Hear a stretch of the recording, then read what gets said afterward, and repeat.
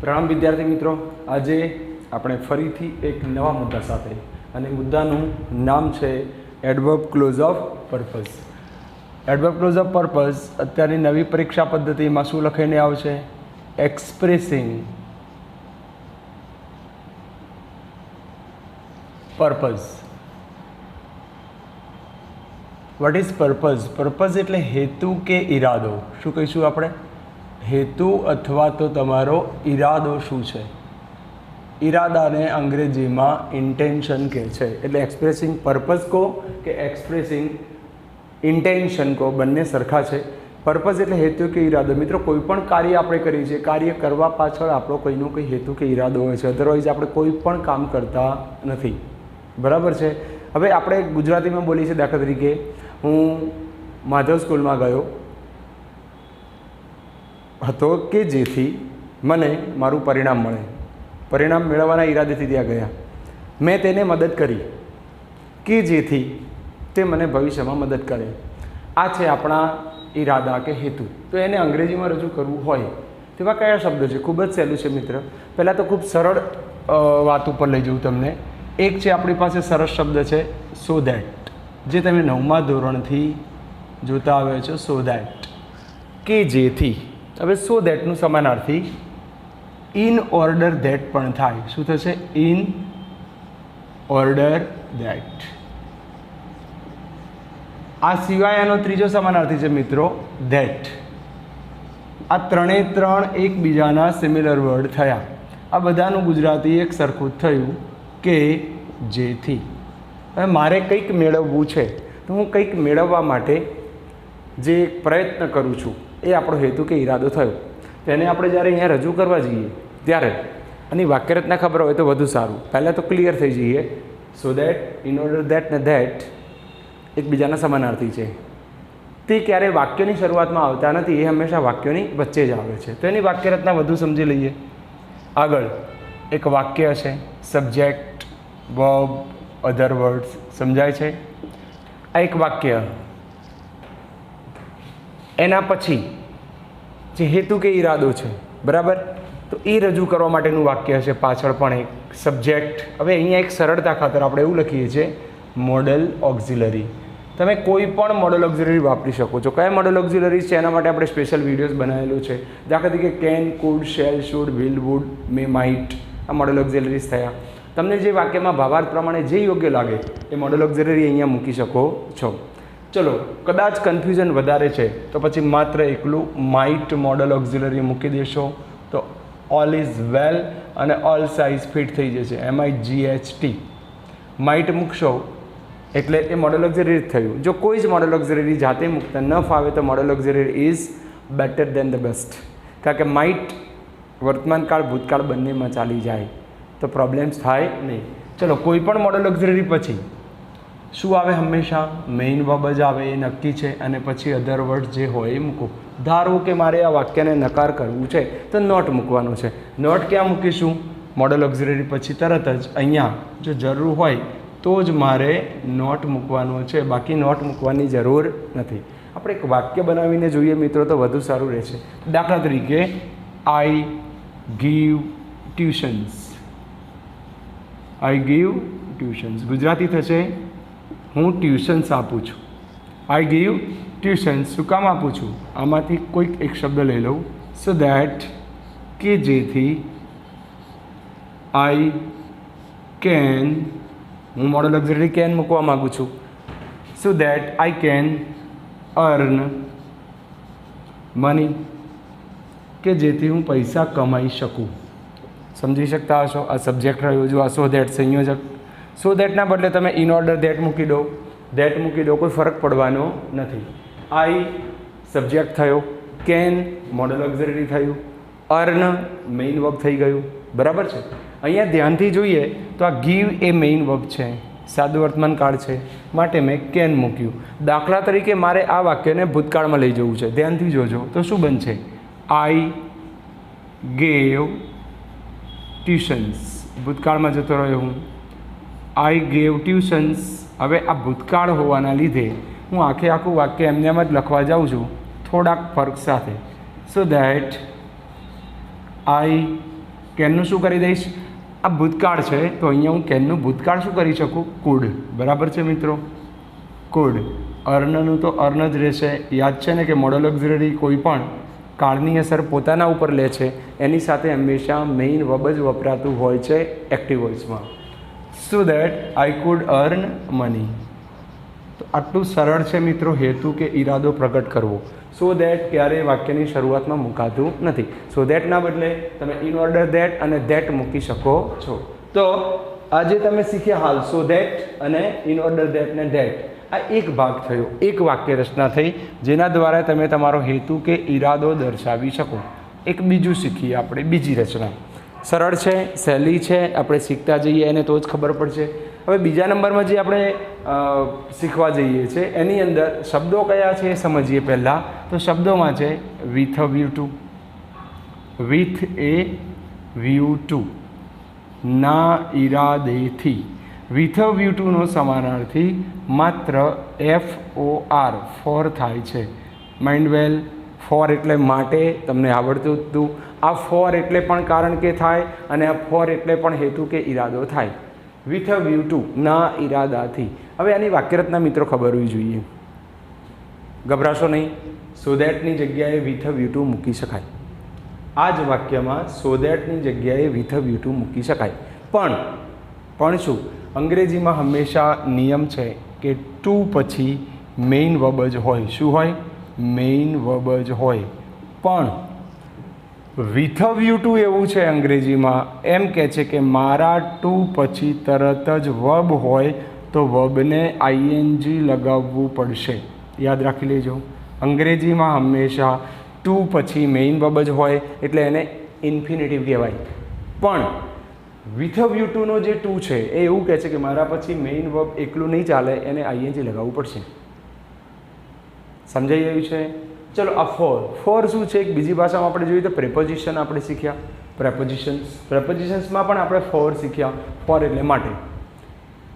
તો એક બીજો નિયમ છે કે કોઈ પણ પ્રેપોઝિશન પછી વર્બ આવે તો વર્બને ING લાગે. માટે ફોર પછી પણ વર્બને ING લગાવો અને વિથ અ વ્યૂ ટુ પછી પણ વર્બને શું લગાવો? ING. તો વિથ અ વ્યૂ ટુ એ શું રજૂ કરે છે? પર્પઝ, હેતુ કે ઈરાદો. ચલો આ જ વાક્યને આપણે વિથ અ વ્યૂ ટુમાં ફેરવીને જોઈએ. આ જે વાક્ય છે એને જોઈએ. I give tuitions. I give tuitions. હું શું કામ ટ્યુશન્સ આપું છું? તો હવે સો દેટના બદલે શું મૂકી દઉં છું મિત્રો? With a view two. With a view to. હવે મને વિથ અ વ્યૂ ટુ એમ કહે છે કે વર્બ લાવો. હવે અહીંયા મેં સો દેટની જગ્યાએ શું મૂકી દીધું છે? With a view two. હવે તો આઈ છે તો આઈ ન લખાય. કેન મોડલ ઓક્ઝિલરી છે, ન લખાય, કારણ કે વિથ અ વ્યૂ ટુની વાક્યરચના કહે છે વર્બ લાવો. તો આ વાક્યમાં વર્બ કયું? અર્ન. ચાલો અર્ન લખી દઈએ. પણ અર્ન એકલું પણ ચાલવાનું નથી, કારણ કે એને શું લગાવવું પડશે? ફરજિયાત ING.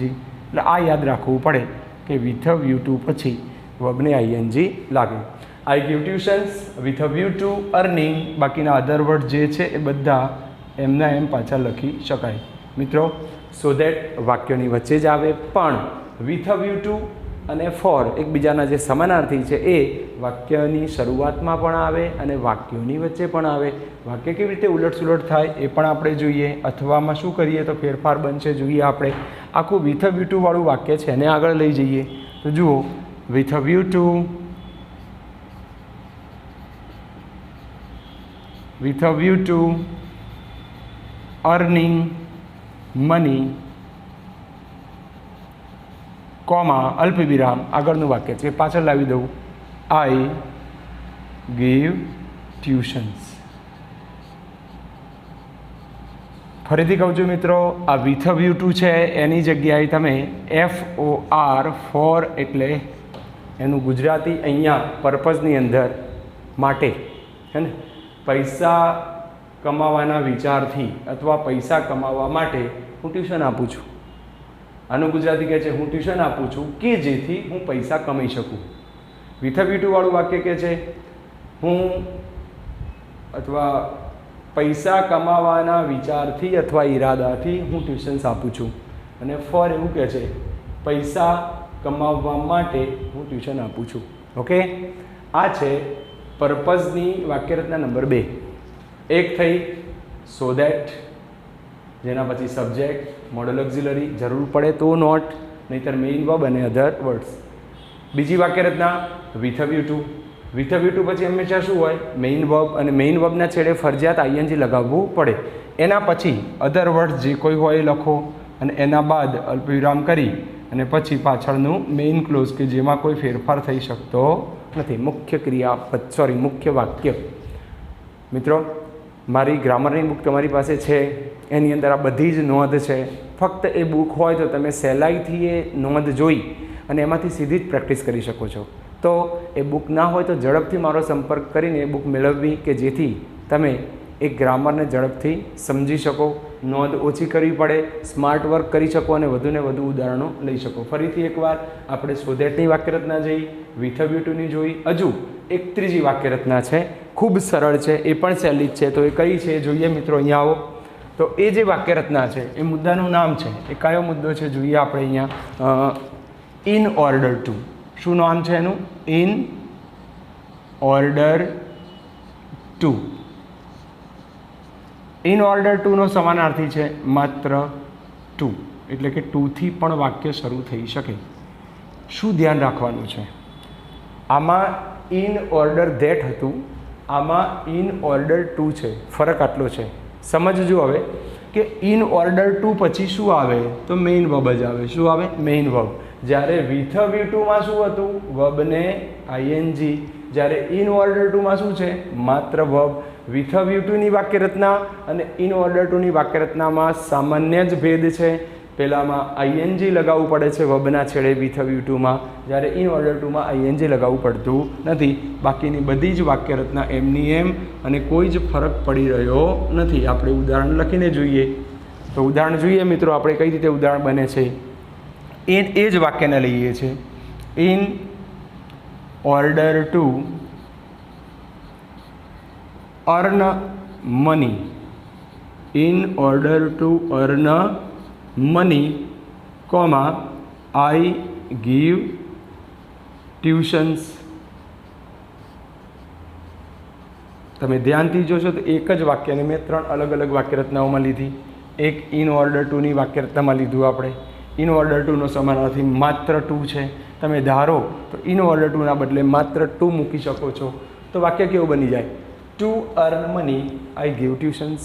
પૈસા કમાવા માટે હું ટ્યુશન આપું છું.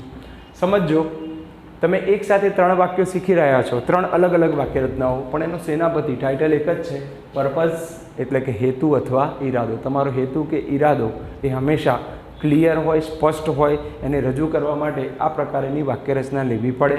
પર્પઝના બદલે કે ઇન્ટેન્શન લખીને આવે તો પણ તમારે સમજી જવાનું છે.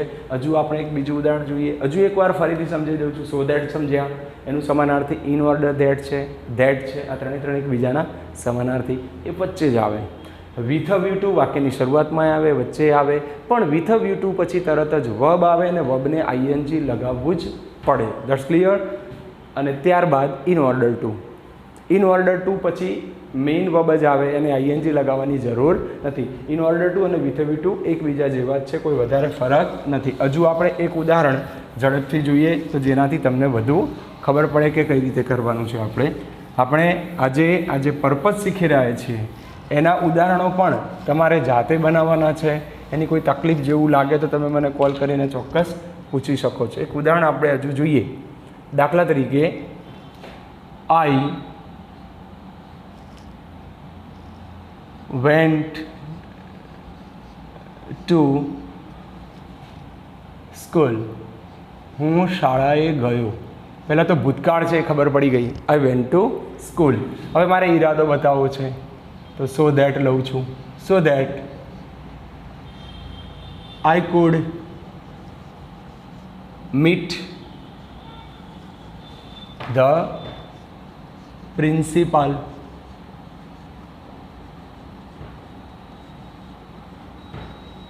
પરીક્ષામાં જે અધૂરા વાક્યો આવતા હોય છે મિત્રો, એ કાં તો આટલેથી આવતા હોય, આજે હું અંડરલાઈન કરું છે, અથવા તો સો ધેટથી આપણે અડધું વાક્ય આપે, આઈ વેન્ટ ટુ સ્કૂલ, પછી ખાલી જગ્યા આપે અને કૌંસમાં એવું લખે, 10મા 12મા ધોરણમાં ખાસ કૌંસમાં એવું લખે કમ્પ્લીટ ધ સેન્ટેન્સ, અથવા તો એટલું જ લખેલું હોય એક્સપ્રેસિંગ પર્પઝ, અને બને કે કૌંસમાં તમને એની સાથે એક શબ્દ આપ્યો હોય, કાં તો સો ધેટ આપ્યો હોય, કાં તો મીટ આપી હોય, કાં તો એક જ સ્પેલિંગ આપવા બંધાયેલા છે, અને એ અપાયેલા સ્પેલિંગનો ફરજિયાત ઉપયોગ કરીને વાક્યને અર્થસભર બનાવવું પડે. ચલો આ સો ધેટ કર્યું. ફરીથી સો ધેટનો સમાનાર્થી કોણ? ધેટ, ઇન ઓર્ડર ધેટ, આ 3. ચલો એ સિવાય મારી પાસે વિથ અ વ્યૂ ટુ હતું. આઈ વેન્ટ ટુ સ્કૂલ, હું શાળાએ ગયો. શું કામ ગયો? ફોર, હું વિથ અ વ્યૂ ટુ નથી લખી રહ્યો, વિથ અ વ્યૂ ટુનું સમાનાર્થી લખું છું. ફોર પછી શું હોય? વર્બ. વર્બ કયું છે? સીધું મીટ, અને મીટ કોઈ પણ પ્રિપોઝિશન પછી વર્બ હોય એ વર્બને શું લાગી જાય મિત્રો? I N G. For meeting the principal.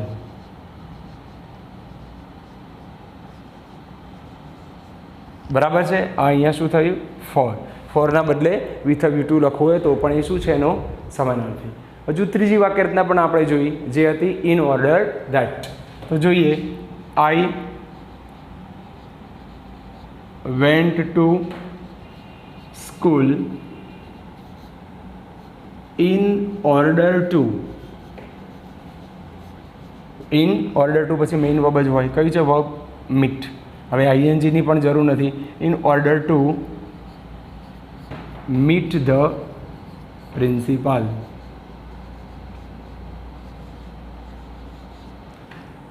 આ વસ્તુને જ્યારે આ રીતે આપણે નહોતા જાણતા એટલે સો અને ધેરફોરથી રજૂ કરી દેતા હતા. સો અને ધેરફોરથી. આઈ વેન્ટ ટુ સ્કૂલ, અથવા તો I wanted to meet the principal, so I went to school. સમજાય છે? સો અને ધેરફોર એકબીજાના સમાનાર્થી છે. આપણે આમાં ધેરફોર પણ વાપરી શકીએ. I wanted to meet the principal, મારે પ્રિન્સિપાલને મળવું હતું. ધેરફોર માટે આઈ વેન્ટ ટુ સ્કૂલ, હું શાળાએ ગયો. પણ સો ધેરફોર હવે એ 5, 6, 7, 8મા ધોરણ સુધી સીમિત છે. 9, 10, 11, 12માં આપણે સો અને ધેરફોરના બદલે હેતુ કે ઈરાદો રજૂ કરવા માટે આ પ્રકારના શબ્દો વાપરતા શીખી જવું પડશે. ઇન ઓર્ડર ટુ વાક્યની શરૂઆતમાં આવી શકે. In order to meet the principal, I went to school. તો મિત્રો, આજે આપણે આ જે ટૉપિક જોયો એ ટૉપિકની પ્રેક્ટિસ તમારે વધુને વધુ કરવી પડે. દાખલા તરીકે, Narendra Modi declared the first lockdown phase on the 22nd March. બરાબર છે? With a view to stopping this pandemic disease corona. ગપ્પા મારવાના છે પણ સાચા. આ ટોપિકના ઉપયોગ કરવાના છે. You are listening to me, you are watching to my videos so that you might learn expressing purpose. બરાબર છે? તમે ધારો એ રીતે વાક્યરચના યાદ હશે. મને વાક્યરચનાઓ આવડે છે, શબ્દો આવડે છે, તમને આવડે છે. જરૂર છે માત્ર પ્રેક્ટિસની. તો નવા મુદ્દા સાથે ફરીથી મળીએ. ત્યાં સુધી થેન્ક યુ. પ્રણામ.